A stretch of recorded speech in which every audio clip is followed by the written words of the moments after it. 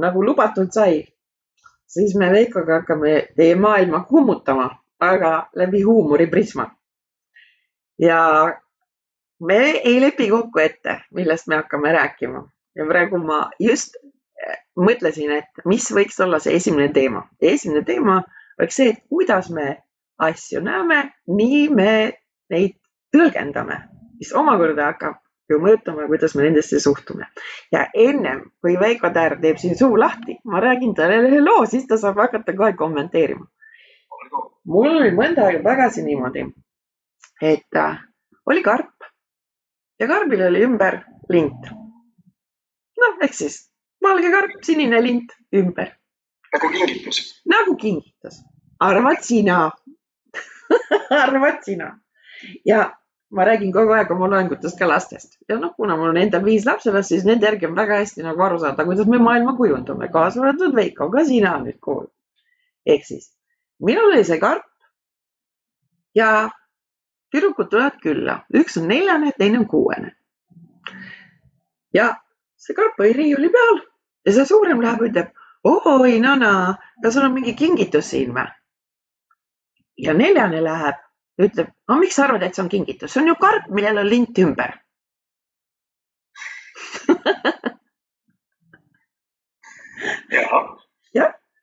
Ja kusjuures, ega see ongi. Tegelikult sa ei tea, kas seal sees on kingitust või ei ole. Muidugi ei tea, aga kui me eeldame mingisugust positiivset asja, siis me näeme selles oma mustrite järgi või oma kogemuse järgi, eluslepi järgi, et see võiks olla kingitus, eriti kui ta on kena valge karp, piisavalt suur ja seal on kena šlehviga sinine pael ümber seotud. Miks ta siis peaks olema midagi muud? Miks ta peaks tühi karp olema, millele on pael ümber seotud? Ta oli lihtsalt näidiskarp koos šlehviga tegelikult. Milline pettumus? Alati me ootame sealt enam. Aga see oli nagu sükene väga sükene ilus. Ja tead, selle peale mul tuli meelde, ütleme, nendel nagu suurt pettumust ei olnud õnneks, sest nad ei eeldanud, et see üldse nendel on. Aga see oli lihtsalt karp, mis siis seisis, eks. Aga ka nemad läksid miks sa arvad, et see on karp? Miks sa arvad, et see on kingitus? Ja selle peale mul tuli meelde kunagi üks niisugune nagu mitte mõistulugu, vaid nagu ikka räägitakse, eks ole, kuskil keegi guru rääkis kellegile teisele, eks ju. Ja see oli ka 2 mungast, kes siis, Buda mungad, kes siis olevat puu all istunud ja seal siis mediteerinud. Ja siis üks oli äkki naerma hakanud. Ja teine küsis, mis sa naerad? Me mediteerime praegu. Ja see ütles, nad nimetavad seda meie selja taga puuks.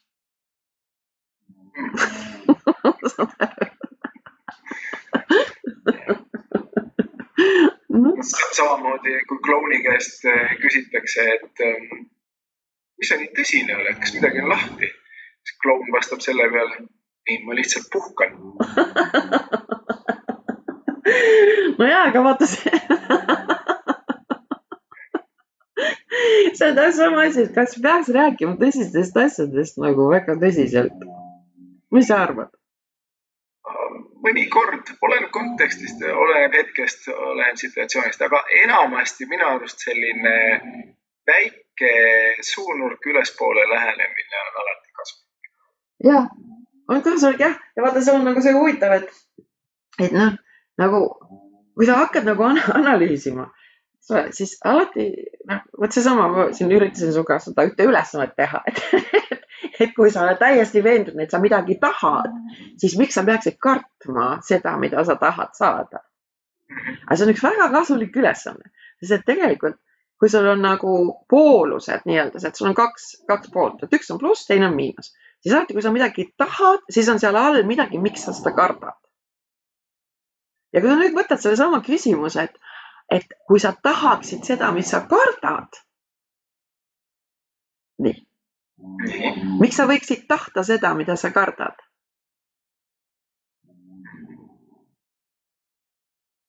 Ja teistpidi jälle, et aga miks see, mida sa tahad, et kui sa seda nii-öelda võtad jälle tagurpidi, ehk siis sa võtad eeldused, ma tahan seda, mida ma muidu kardan, siis mida sa siis kardad? See leiad uue asja, mida kartma hakata. Aga seal ongi, siis hakkad nagu nägema, et huvitav küll, aga et need kõik lähevad oma vahel nagu tasakaalu. Ja kui sul nüüd seal üks koht on, et sa mitte midagi ei karda, siis on asi kahtlane. See alateadvus on, vaata, ta on nagu väike laps teatud mõttes, see ongi nagu väike laps. Ehk siis sa väga nagu tahad, aga sa samakselt ju hakkad kartma seda, et aga äkki ma ei saa seda. No, Veiko, mis sa tahaksid? See on nii suur küsimus.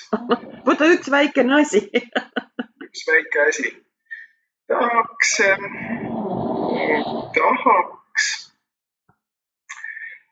kuna mul on homme etendus, ma tahaks, et mul oleks hästi palju publikut. Ahaa, selge, nii.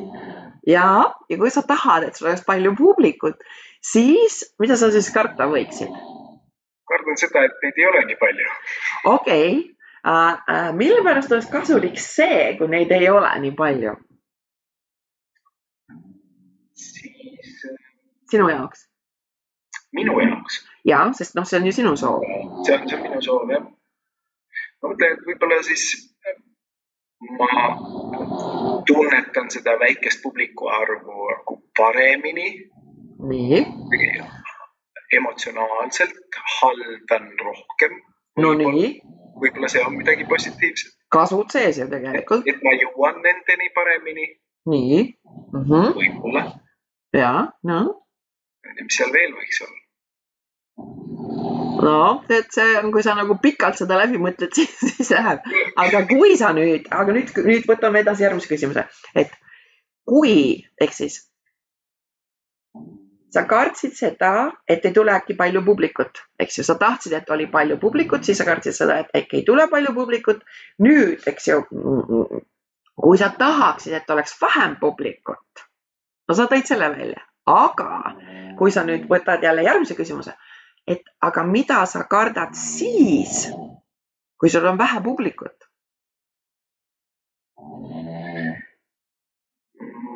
Kardan seda, mis publiku hulgas tihtipeale juhtub, et kui neid on vähe, siis millegi pärast oma emotsioone ei näidata välja.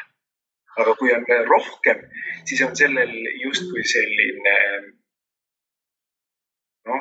laienev mõju. Et kui keegi näiteks julgelt naerab, siis hakkavad teised ka naerma nakatavalt. No, ma tulen homme naerma igal juhul. Jaa, väga teretulnud. Sest tihtipeale võetakse seda liiga tõsiselt. Ei pea üldse võtma vastupidi. Ei saagi võtma. No siis ongi hea. Aga tead, vaata, praegu kui sa seda ülesannet tegid, siis vaata, mis sõna jooksis läbi. No.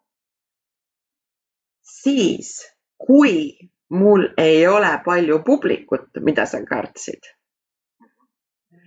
Ei, kõigepealt, et oli see, et siis on nagu see emotsionaalne pool on tugevam seal all, kui sul ei ole palju publikut. Kui sul ei ole palju publikut, ehk siis sul on vähe publikut, siis järelikult on sul tugevam emotsionaalne side publikuga. Ja samaaegselt, kui sul on vähe publikut, siis võib juhtuda, et sul ei teki nendega niisugust emotsionaalset sidet, ehk siis mis tähendab seda, et jälle see ülemine osa seal, et kui on palju publikut, on nagu see, kus suunas sa lähed, vaata. Saad aru, see on niisugune nagu, kuidas ma ütlen, nagu diagonaalis või nagu siksak, et ühtepidi ja sa jõuad samasse kohta tagasi. Et ühtepidi, eks ole, ma soovin, et oleks palju publikut, teistpidi ma kardan, et on palju publikut. Ma kardan sellepärast, et kui on palju publikut, siis ma ei saa nendega emotsionaalset seotust, mis omakorda viib nagu järgmise arusaamiseni. Aga kui mul on vähe publikut, siis nad ei tule võib-olla emotsionaalselt kaasa, mis tähendab seda, et parem on see, kui mul on rohkem publikut. Lõppkokkuvõttes on niimoodi, et on, kui palju seda publikut on. Tekib neil see side või ei teki, see kõik oleneb minust enesest ja minu sooritusest. Jaa, aga see on lihtsalt selles mõttes selline hea, see nagu noh, ütleme, kui on mingid niisugused irratsionaalsed hirmud, vaata, mis hästi sageli inimest nagu tõmbavad tagasi, et siis selle puhul või hoiavad tagasi, et ma väga tahaks midagi, aga ma ei julge, kui sa teed nagu selle harjutuse läbi, et siis on see nagu ja noh, seal tuleb nagu palju punkte, ütleme, et see on nagu praegu etendused nagu siin, noh, paberi peal on seda parem teha, siis on sul pilt ees, eks. Aga see on jah, selles mõttes niisugune päris sür, et tegelikult seda tasub teha. Samamoodi näiteks, vaata, kuna see aju võtab 90% väidetavalt siis visuaalselt vastu, siis eile mul oli vist üks 6. klassi poiss, kes õppis enne vene keeles, vaata, ja nüüd ta peab eestikeelsele üle minema ja ta oskab eesti keelt, aga ta ei julge väga rääkida eesti keelt ja noh, eks seal tekib väga palju erinevaid faktoreid. Ja kuna see hirm on nagu sihuke irratsionaalne selle kooli ees, siis ma eile palusin tal nagu joonistada paberi peale, et okei, et siin on sul koolimaja, sa lähed nüüd siit sisse, et kus on siis, et mis tund sul esimene on? Matemaatika, okei. Joonista siis sinna matemaatikaklass ja siis hakkasid tekkima tal niisugused nagu ruudud. Ja see oli huvitav, et tegelikult see, mida ta kartis, seda oli, ütleme, alla 1/3. Võrreldes hoopis sellega, kus ta kõik sai hakkama. Nii et see on jah, niisugune nagu, ja kui nagu visuaalselt selle nagu välja tood, siis sul tekib aju jaoks ka nagu võrdlus, sest et noh, seda väga raske on seda nagu loogikat ajus nagu kätte saada, sest et ta lähtub ikkagi puhtalt sellest, mida me tunneme. Hästi palju. Väline informatsioon pluss seisund, aga see seisund on tal mineviku kogemus kogu aeg. Ja seepärast ongi, et see hakkab nagu mängima suurt rolli. See aju. Aju ja see aju. Aga ajuga saab trikida. See on tore ja ta on plastiline. Ehk siis sinu võimusus on väga palju. No, kas sa tahad midagi lisada? Praegu ei oska küll hetkel midagi lisada. Aga kus sul see homme see etendus toimub? See homme etendus toimub Tallinnas. Jah. Kunstimuuseumis. Kumus. Kadriorus. Seal on selline teatrisaal, kus teha etendusi. Ja mis etendus on sul seal? See on Tšehhovi ainetel inglaste interpretatsioon onu Vanjast. Ja selle loo nimeks on Vanja ja see on monotükk, kus ma kehastan 8 erinevat karakterit, kes omavahel suhtlevad. Nii et üsna selline ajule mõnus ülesanne, skisofreeniline, ehk siis 8-kordsel skisofreeniline. Ja see järelikult on väga huvitav. Ja ka lõpuks, kuigi sisu võib tunduda masendav, aga sellegipoolest pigem peaks nautima seda nii-öelda soorituslikku poolt siis. Ehk siis selle loo, ütleme, kõige sügavam tuum ongi selles, et nii inimlik on tahta ja püüelda kuhugi, aga samas mitte ühtegi sammu selle suunas astuda. No vot.